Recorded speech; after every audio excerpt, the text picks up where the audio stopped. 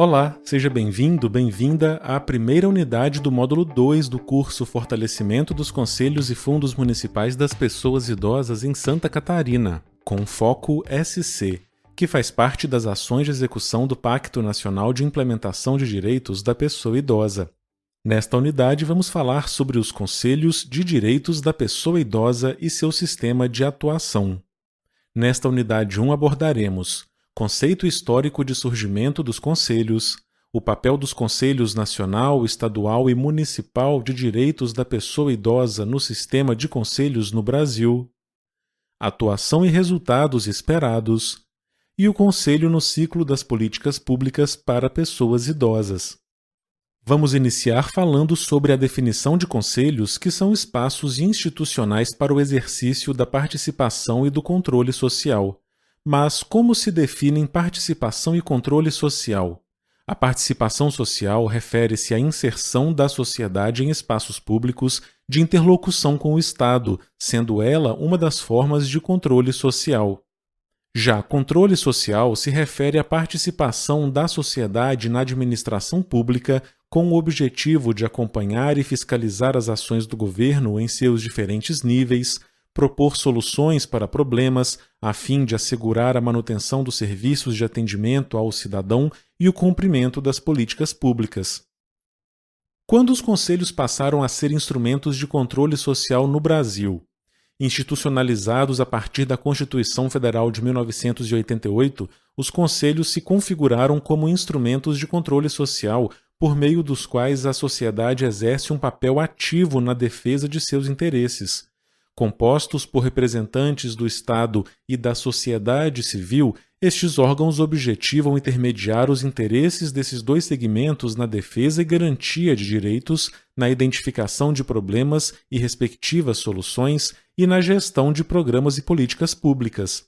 Em relação ao alcance, podem ser classificados em conselhos gestores de programas governamentais, tais como os conselhos de merenda ou alimentação escolar, ensino fundamental e crédito. Conselhos de políticas públicas, focados na elaboração, implantação e controle de políticas públicas resultantes de leis federais que almejam materializar direitos de natureza universal, saúde, educação, cultura. E conselhos temáticos, envolvidos não apenas com políticas públicas ou ações do governo, mas com outros temas ditos transversais que permeiam os direitos dos indivíduos e da sociedade, direitos humanos, direitos da mulher, direitos das pessoas idosas. Conforme sua forma de intervenção ou competência decisória, os conselhos se classificam em consultivos, que tem como função emitir pareceres e dar sugestões sobre as políticas, não possuindo poder decisório. Deliberativos, que possuem o poder de discutir e decidir os rumos das políticas públicas executadas pelo governo. Fiscalizadores, que possuem caráter fiscalizador, podendo e devendo fiscalizar as contas públicas e emitir parecer conclusivo. E os normativos, os quais podem criar e ou reinterpretar normas públicas vigentes. A Política Nacional do Idoso criou o Conselho Nacional da Pessoa Idosa e orienta sobre a criação de conselhos de direitos da pessoa idosa nos níveis estaduais, distrital e municipais do governo, o que configura o sistema de conselhos de direitos da pessoa idosa no Brasil. O Conselho Nacional de Direitos da Pessoa Idosa, criado em 1994, tem como objetivo acompanhar a aplicação do Estatuto do Idoso, da Política Nacional e dos demais atos normativos relacionados ao atendimento da pessoa idosa. Entre as competências que definem o papel do Conselho Nacional, destacamos estimular a ampliação e o aperfeiçoamento dos mecanismos de participação e controle social, apoiar os conselhos estaduais do Distrito Federal e municipais dos direitos da pessoa idosa, os órgãos estaduais, municipais e entidades não governamentais, acompanhar a elaboração e a execução da proposta orçamentária da União, promover a cooperação entre os governos da União, dos estados, do Distrito Federal e dos municípios e a sociedade civil organizada na formulação e execução da Política Nacional de Defesa dos Direitos da Pessoa Idosa, dentre outras, e gerir o Fundo Nacional do Idoso. E quanto aos conselhos estaduais de direitos da pessoa idosa, Eles são órgãos permanentes, paritários, ou seja, possuem o mesmo número de representantes governamentais e não governamentais, consultivos, deliberativos e formuladores e controladores das políticas públicas e ações voltadas para a pessoa idosa no Estado. Um dos papéis mais importantes dos conselhos estaduais é o de orientar os conselhos municipais. Além disso, os conselhos estaduais têm por competências zelar pela implantação, implementação, defesa e promoção dos direitos da pessoa idosa, propor, opinar e acompanhar a criação e elaboração da lei de criação da política estadual da pessoa idosa, propor, formular, acompanhar, fiscalizar e avaliar as políticas e ações do Estado destinadas à pessoa idosa, zelando pela sua execução, cumprir e zelar pelas normas constitucionais e legais referentes à pessoa idosa, denunciar à autoridade competente e aos ministérios públicos o descumprimento de qualquer um desses dispositivos legais, receber e encaminhar aos órgãos competentes as petições, denúncias e reclamações sobre ameaças e violação dos direitos da pessoa idosa e exigir das instâncias competentes as medidas efetivas de proteção e reparação, propor, incentivar e apoiar a realização de eventos, estudos e pesquisas voltados para a promoção, proteção e defesa dos direitos e melhoria da qualidade de vida da pessoa idosa, incentivar a criação do Fundo Especial para a captação de recursos destinados ao Fundo Estadual do Idoso, avaliar e elaborar propostas, fiscalizar e deliberar sobre aplicações dos recursos do Fundo Estadual do Idoso, elaborar seu regimento interno, participar ativamente da elaboração das peças orçamentárias estaduais, divulgar os direitos das pessoas idosas, bem como os mecanismos que asseguram tais direitos, e organizar e realizar as conferências estaduais de direitos da pessoa idosa. Já falamos dos conselhos nacionais e estaduais, mas e os municipais? Um Conselho Municipal de Direitos da Pessoa Idosa também é um órgão permanente, paritário, ou seja, com o mesmo número de representantes governamentais e não governamentais, consultivo, deliberativo, formulador e controlador das políticas públicas e ações voltadas para a pessoa idosa no município, sendo acompanhado por uma secretaria municipal que deverá lhe dar apoio estrutural e funcional, não havendo para o Conselho qualquer condição de subordinação. Dentre as atribuições do Conselho Municipal de Direitos da Pessoa Idosa estão acompanhar, fiscalizar e avaliar a política municipal dos direitos da pessoa idosa, elaborar proposições com vistas a aperfeiçoar a legislação pertinente à política municipal dos direitos da pessoa idosa, indicar as prioridades a serem incluídas no planejamento municipal quanto às questões que dizem respeito à pessoa idosa, cumprir e zelar pelo cumprimento das normas constitucionais e legais referentes à pessoa idosa,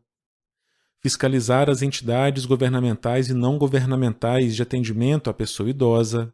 propor, incentivar e apoiar a realização de eventos, estudos, programas e pesquisas voltadas para a promoção, a proteção e a defesa dos direitos da pessoa idosa, inscrever os programas das entidades governamentais e não governamentais de assistência à pessoa idosa, estabelecer a forma de participação da pessoa idosa residente no custeio da entidade de longa permanência para a pessoa idosa, filantrópica ou casalar, cuja cobrança é facultada não podendo exceder a 70% e qualquer benefício previdenciário ou de assistência social percebido pela pessoa idosa,